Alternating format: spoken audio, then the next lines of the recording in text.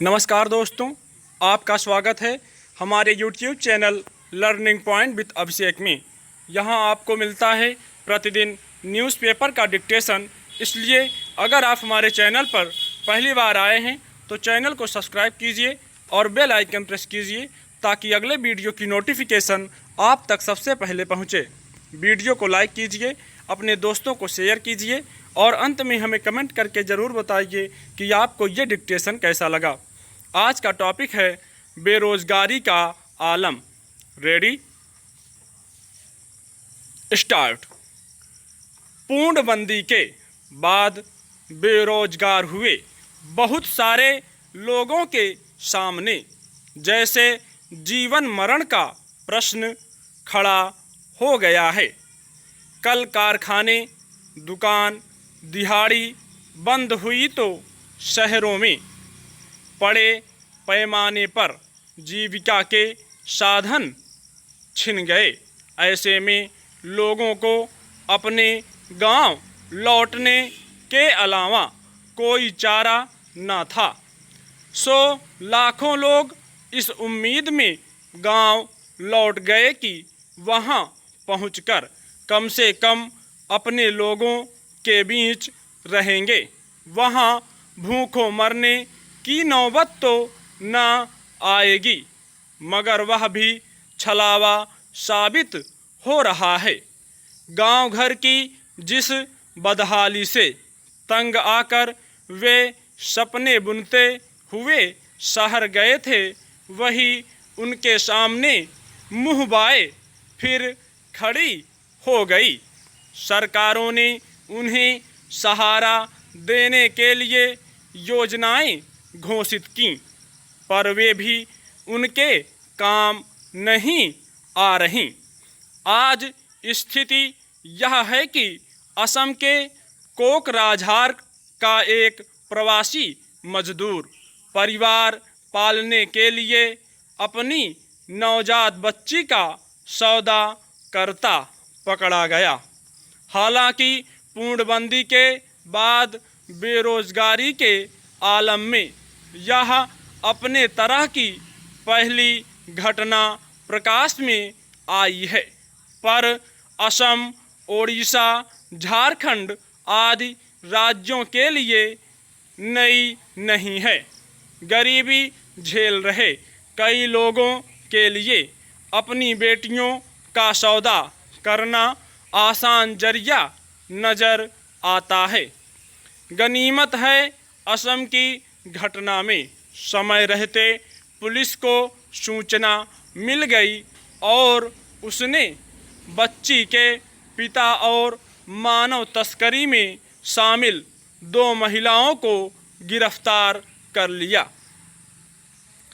गरीबी और भूखमरी झेल रहे इलाकों में बच्चियों की खरीद, बिक्री और तस्करी पर रोक लगाना बड़ी चुनौती है। अनेक अध्ययन और मानवाधिकार कार्यकर्ता सिफारिश कर चुके हैं कि असम, पश्चिम बंगाल, ओडिशा, झारखंड के कुछ इलाकों में जिन्हें 2 वक्त का भोजन भी उपलब्ध नहीं हो पाता, वे अपनी बच्चियों को मानव तस्करों के हाथों बेचने पर मजबूर होते हैं। अगर ऐसे परिवारों की पहचान कर उनके भोजन की व्यवस्था की जा सके तो बच्चों की तस्करी पर रोक लगाई जा सकती है, पर ऐसा नहीं हो सका है, जिसके चलते मानव तस्करों का गिरोह उन इलाकों में सक्रिय है। असम के कोकराझार जिले का मजदूर भी अपनी बच्ची को बेचने का कदम इसीलिए उठा पाया क्योंकि उसकी नवजात बच्ची के खरीदार सहज उपलब्ध थे। मगर चिंता की बात है कि उसे इस तरह के कदम उठाने पड़े।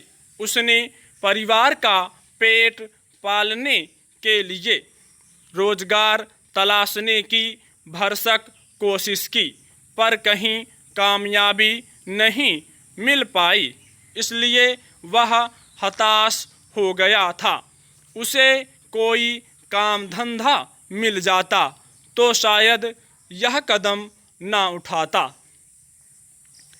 बंदी के बाद खासकर प्रवासी मजदूरों के लिए भोजन आदि के लिए सरकारों ने योजनाएं चला रखी हैं। फिर ऐसा क्या था कि उस मजदूर को अपने परिवार का पेट भरने के लिए बच्ची बेचने जैसा कदम उठाना पड़ा। यह असम सरकार की तैयारियों पर भी सवाल है।